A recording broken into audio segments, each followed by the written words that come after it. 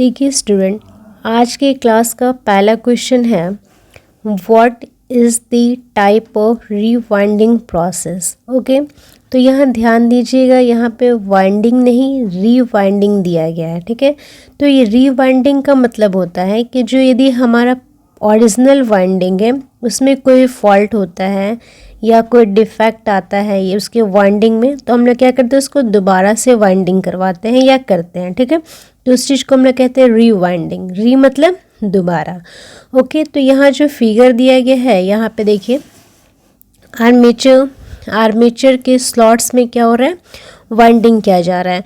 तो ये जो वाइंडिंग हो रहा है यहाँ पे, और यहाँ जो प्रोसेस दिखाया गया है वो पूछा गया है कि ये जो प्रोसेस है वाइंडिंग करने का वो कौन से तरीके से है। हैंड से वाइंडिंग किया जा रहा है या स्किन वाइंडिंग किया जा रहा है, फॉर्मर वाइंडिंग है या मशीन वाइंडिंग। ओके, तो हम लोग पहले फिगर से देख लेते हैं कि क्या कौन कौन सा वाइंडिंग क्या होता है। देखिए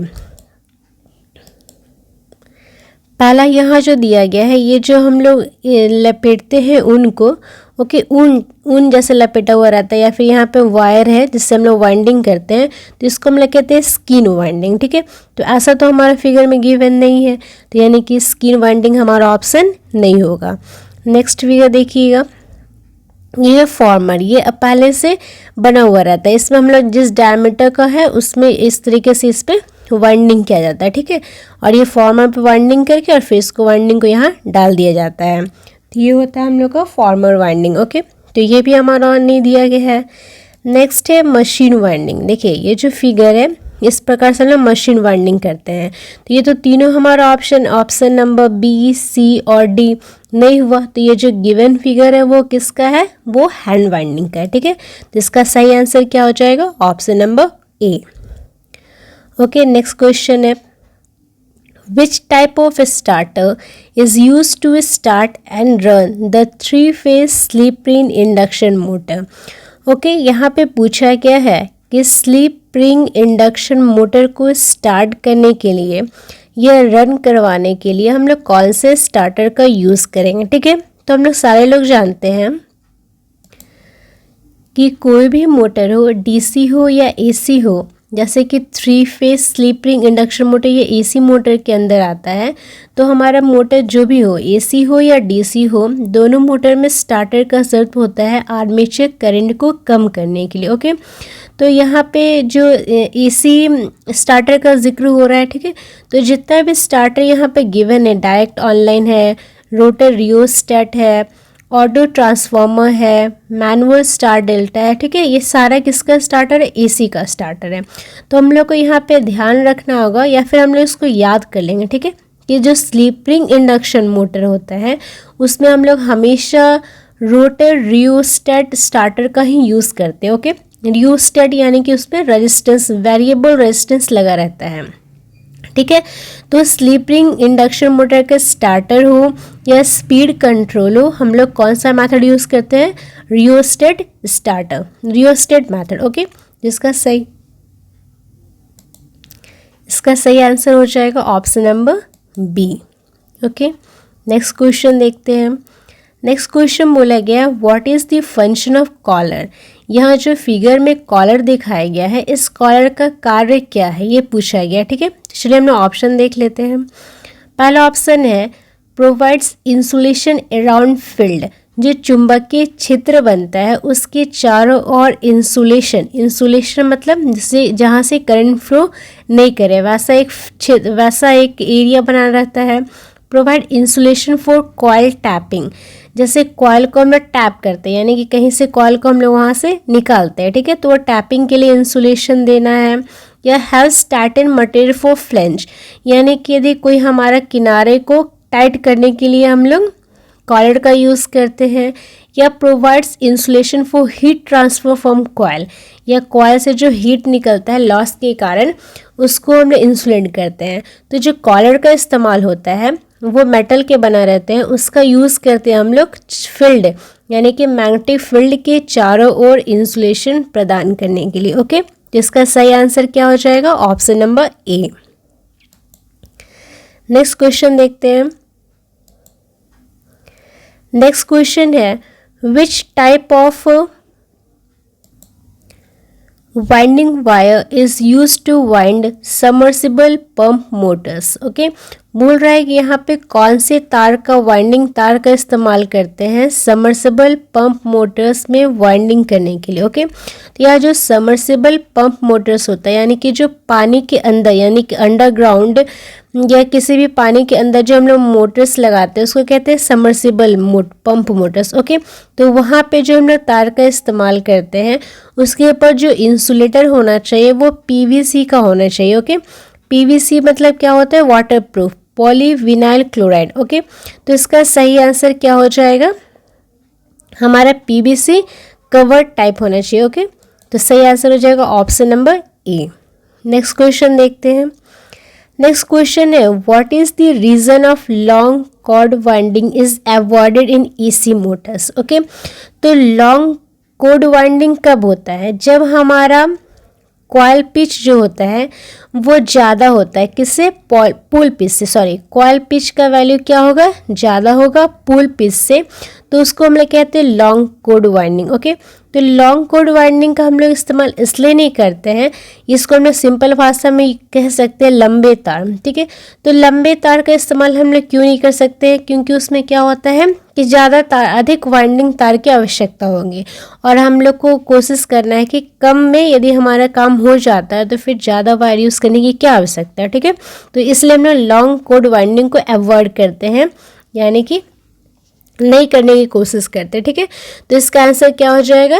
मोर winding wire required. Long chord के लिए ज़्यादा वायर की आवश्यकता होती है। ओके, इसका सही आंसर हो जाएगा option number C. Next question है which type of winding has more space for cooling.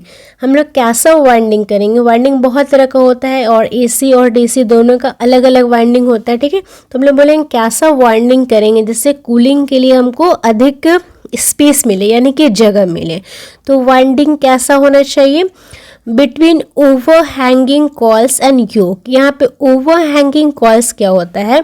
जैसे हम पेन से इसको हम समझा देते हैं। ठीक है, जैसे जो हमारा कॉइल होता है, कॉइल में क्या होता है कि जैसे ये मानिए कि हमारा एक कॉइल है। ओके, ओनली सिंगल टर्न दिखाया जा रहा है फिगर में, यदि एक कॉइल है ये। ठीक है, तो कॉइल का जो ये साइड जो होता है यानी कि ये साइड जो चुंबक की तरह रहता है यानी कि मैग्नेट की तरफ रहता है। ठीक है, ओके, तो ये जो साइड हमारा होता है ये एक्टिव साइड होता है। ठीक है, और ये जो हमारा होता है पैसिव साइड होता है। तो ये एक्टिव साइड हो गया और इसी पैसिव साइड को हम लोग कहते हैं हैंगिंग। ओके, क्लियर है? ये पैसिव साइड को कहा जाता है हैंगिंग कॉइल्स। तो सबसे ज़्यादा कूलिंग कहाँ होता है? हैंगिंग कॉइल्स और योक। योक मतलब हमारा जो मोटर है उसका बॉडी। ठीक है, तो इसका सही आंसर क्या हो जाएगा? Option number C. Next question देखते हैं। नेक्स्ट क्वेश्चन है where the panel boards are used. Okay, तो पैनल बोर्ड्स क्या होता है? पैनल बोर्ड्स में बहुत सारा इलेक्ट्रॉनिक्स या इलेक्ट्रिकल कंपोनेंट लगाते हैं जिससे हम लोग क्या करते हैं कि हमारा उस कंट्रोल करते हैं। ओके, वहाँ पे बहुत सारे कंट्रोलिंग पार्ट्स लगा रहता है जिससे हम लोग कंट्रोल करते हैं हमारे वायरिंग को। ओके, तो पैनल बोर्ड्स की आवश्यकता होती है 3 फेज डोमेस्टिक वायरिंग के लिए। वहाँ पे कितने फेज का मोटर लगा हो? 3 फेज का हो। ठीक है, तो वहाँ पे हम लोग यूज़ करते हैं किसका? पैनल बोर्ड्स का। ओके, तो इसका सही आंसर क्या हो जाएगा? Option number C. Next question है determine the torque in newton meters produce by a 7.5 HP squirrel cage motor rotating at 1440 RPM। Okay, तो यहाँ पूछा गया हम लोग को टॉर्क निकालता है। टॉर्क किस में निकालना है? न्यूटन मीटर्स, यानी कि यूनिट क्या होना चाहिए? न्यूटन मीटर्स, जिसमें गिवन है हमारा 7.5 HP का स्क्यूरल केज मोटर यानी कि एसी मोटर से और उसका स्पीड क्या है? 1440 RPM। ओके, तो पहले हम लोग डेटा को नोट डाउन कर लेते हैं। तो पेन ले लेते हैं पहले। ठीक है, पेन मैंने लिया। अब यहाँ देखिए गिवन क्या है हमारा? पावर दिया गया है। पावर इज इक्वल टू कितना है? 7.5 HP। ओके, और हमारा स्पीड क्या है? n equal to 1440 RPM। ठीक है, RPM। ओके, हम लोग को निकालना क्या है, टॉर्क निकालना है, और टॉर्क भी किस में निकालना है, न्यूटन मीटर में। ठीक है, तो इसके लिए हम लोग को ये फॉर्मूला याद रखना पड़ेगा। जो फॉर्मूला होता है, power is equal to 2 pi N torque by 60। Okay, ये फॉर्मूला को याद रखना होगा, power equal to 2 pi N T by 60। अब यहाँ पर हम लोग क्या करेंगे, हमारा सारा वैल्यू पुट कर देंगे, जो वैल्यू गिवन है उसको क्या करेंगे, यहाँ पे हम लोग पुट कर देंगे। ओके, लेकिन यहाँ पे एक चीज़ ध्यान रखना है कि यहाँ पे जो पावर होना चाहिए वो किस में होना चाहिए, वॉट में होना चाहिए। पावर किस में होना चाहिए, वॉट में होना चाहिए। ओके, ठीक है, तो यहाँ पे देखिए, अब इसको हम लोग सॉल्व करते हैं। तो यहाँ स्पेस कम है, लेकिन आप लोग देखिएगा, समझने की कोशिश कीजिएगा।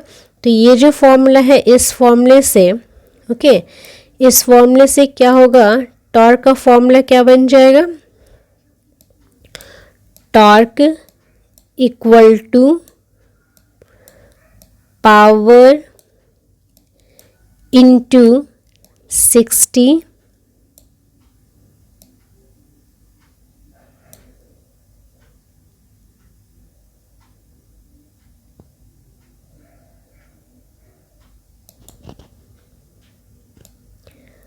By 2 pi N. ओके, इसमें सारा हम लोग वैल्यू पुट कर देते हैं। तो पावर जैसा कि मैंने बताया था कि किस में होना चाहिए, वॉट में होना चाहिए, और हमारा गिवन किस में है, एचपी में।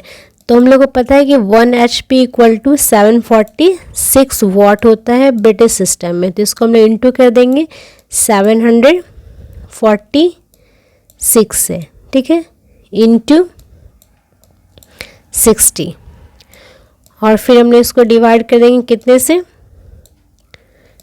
2 इंटू 3, पाई का वैल्यू 3.14, और हमारा स्पीड कितना है, 1440। ओके, तो इस प्रकार से हम लोग इसको सॉल्व करेंगे। ठीक है, तो इसको सॉल्व करने के बाद हमारा आंसर आएगा 36.6 न्यूटन मीटर। ओके, तो इसका सही आंसर क्या हो जाएगा, ऑप्शन नंबर डी। चलिए देखते हैं नेक्स्ट क्वेश्चन। नेक्स्ट क्वेश्चन है, which type of Henle design of rotary switch is illustrated. यहाँ पे ये दिया गया हम लोग को रोटरी स्विच, ये क्या है, रोटरी स्विच है। रोटरी जैसा कि नाम से क्लियर, रोटेट करना है, इसको हम लोग क्या करते हैं, रोटेट, घुमाते हैं।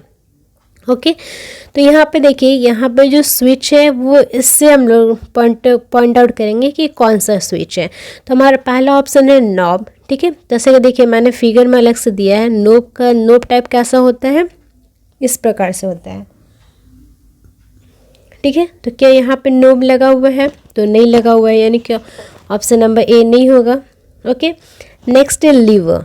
देखिए लीवर का मैंने यहाँ फिगर दिया है, इस प्रकार के जो स्विच होते हैं, ठीक है, वो लीवर होते हैं। तो लीवर भी यहाँ नहीं गिवन हुआ है, तो ये हमारा नेक्स्ट ऑप्शन है की ऑपरेशन। तो की ऑपरेशन भी नहीं है यहाँ पे। ठीक है, इसका सही आंसर क्या हो जाएगा, कॉइन स्लॉट। देखिए कैसा है, कॉइन के शेप में है। ठीक है, तो इसका सही आंसर क्या हो जाएगा, option number C, coin slot. Okay, next question देखते हैं। नेक्स्ट क्वेश्चन है, what is the purpose of using rotor resistance starter to start three phase slip ring induction motor. तो जैसा कि मैंने बताया था कि स्लिप रिंग इंडक्शन मोटर के लिए हम लोग कौन से स्टार्टर का यूज़ करते हैं, resistance starter, rotor resistance starter. Okay, तो यहाँ पूछा गया है कि रोटर रेजिस्टेंस स्टार्टर का यूज़ हम लोग क्यों करते हैं। ओके, तो रोटर रेजिस्टेंस स्टार्टर का यूज़ किया जाता है,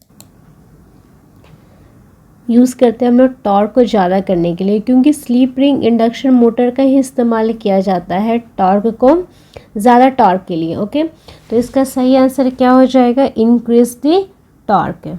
इसलिए हम लोग इसलिए इसमें हम लोग रोटर रियोस्टेट स्टार्टर का भी यूज़ करते हैं। ठीक है, कारण यही है कि हम लोग को ज़्यादा टॉर्क मतलब कि हमारा ज़्यादा स्पीड, टॉर्क का मतलब क्या होता है कि ज़्यादा वो घुमाव करे। ओके, तो इसका सही आंसर क्या हो जाएगा, increase the torque. Next question देखते हैं। नेक्स्ट क्वेश्चन है which method of speed control is only applicable for three phase induction motor. जैसा कि मैंने पहले ही बताया था कि यदि हमारा स्लिप रिंग इंडक्शन मोटर होगा तो उसका स्पीड कंट्रोल हो या स्टार्टर हो, दोनों कौन सा होगा, रियोस्टैट वाला। ओके, तो इसका सही आंसर क्या हो जाएगा, option number B, rotor rheostat speed control. ये माइंड में सेट कर लेना है कि स्लीप रिंग इंडक्शन मोटर मतलब rheostat speed control and rheostat starter. Okay, तो सही आंसर हो जाएगा ऑप्शन नंबर बी। चलिए नेक्स्ट क्वेश्चन देखते हैं।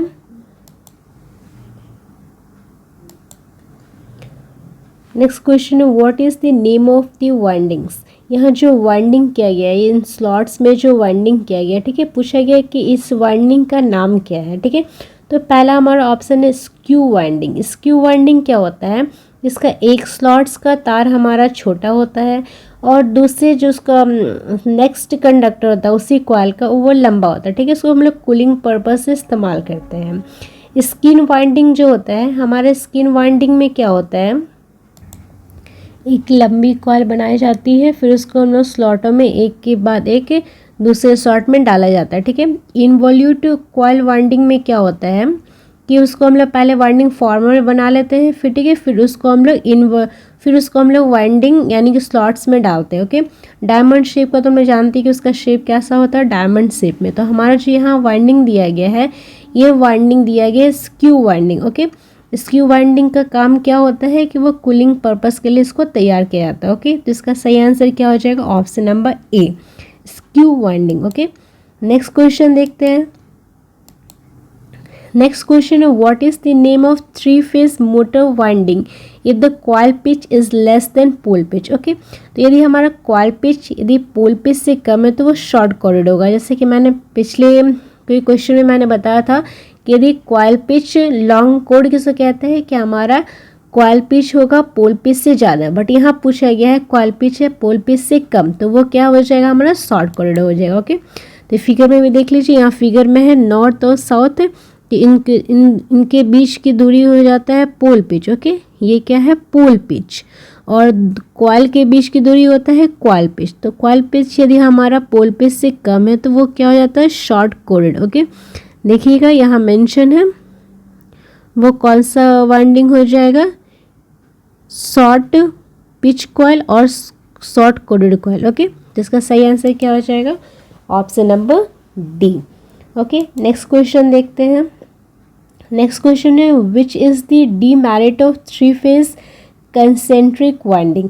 ठीक है, ओके, जैसे कि ये नाम से ही क्लियर है, कंसेंट्रिक मतलब उसका क्या होगा, सेंटर कॉमन होता है और उसी पर हम लोग क्या करते हैं, वाइंडिंग करते जाते हैं। ओके, तो कंसेंट्रिक वाइंडिंग जो होता है, तो कंसेंट्रिक वाइंडिंग का डिमेरिट क्या होता है, इसके लिए स्टेप फॉर्मर, एक पहले से स्टेप क्या वो फॉर्मर की आवश्यकता होती है। ठीक है, तो वो एक्स्ट्रा अलग से रिक्वायरमेंट होता है, इसलिए यही इसका क्या है, डिमेरिट है।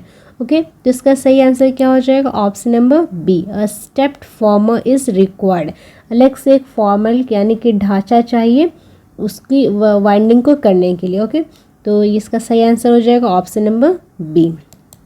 नेक्स्ट क्वेश्चन है what is the name of the diagram used for three phase motor winding. Okay, तो यहाँ जो डायग्राम दिखाया गया है, यह क्या है, ये पहला पोल है, ये दूसरा पोल है, ये तीसरा पोल है और ये चौथा पोल है।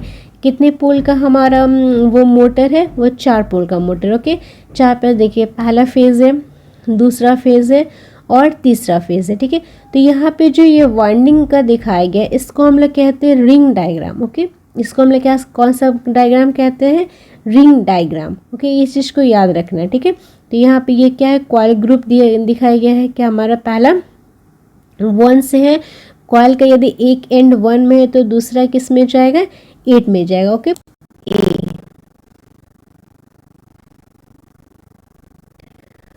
ओके, नेक्स्ट क्वेश्चन देखते हैं। Calculate the phase displacement in terms of slots for a three phase 36 slots, 12 coil, 4 pole stator winding. Phase displacement का मतलब होता है कि दो फेज़ों के बीच में कितना डिग्री का अंतर होगा, या यहाँ पे स्लॉट्स के टर्म में पूछा है, यानी कि खांचे के टर्म्स में पूछा है, यानी कितने स्लॉट्स का अंतर होगा दो फेज़ के बीच में। ओके, तो 3 फेज़ में 3 फेज़ होता है, बट हमको दो फेज़, दोनों रिस्पेक्टिव फेज़ के बीच का डिस्प्लेसमेंट पूछा है। ठीक है, तो यहाँ पे हमारा जो स्लॉट्स है वो कितना स्लॉट्स दिया गया, 36 स्लॉट्स। कॉयल कितने हैं, 12 कॉल्स है। पोल कितने हैं, 4 पोल स्टार्टर। ओके, तो फेस डिस्प्लेसमेंट निकालने का जो फॉर्मूला होता है उसको पहले हम लोग लिख लेते हैं। तो फॉर्मूला लिखने के लिए पहले हम लोग पेन ले लेते हैं। ओके, पेन हो गया।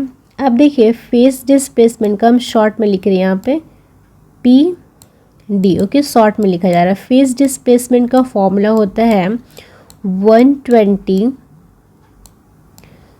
By electrical degree. Electrical degree को भी शॉर्ट में लिखे, ठीक है, इस चीज़ को ध्यान रखिएगा। इलेक्ट्रिकल डिग्री पर स्लॉट्स। ओके, इलेक्ट्रिकल डिग्री पर स्लॉट्स। ठीक है, तो यहाँ पे हो गया हमारा 120, और इलेक्ट्रिकल डिग्री का फॉर्मूला होता है प्रति स्लॉट्स का 360 इंटू पेयर ऑफ पोल्स, यानी कि पोलों का जोड़ा। पेयर, देखिए सही से टाइप नहीं हो रहा, राइटिंग नहीं हो रहा। Pair of pole. ओके, और पर स्लॉट है तो यहाँ पे पर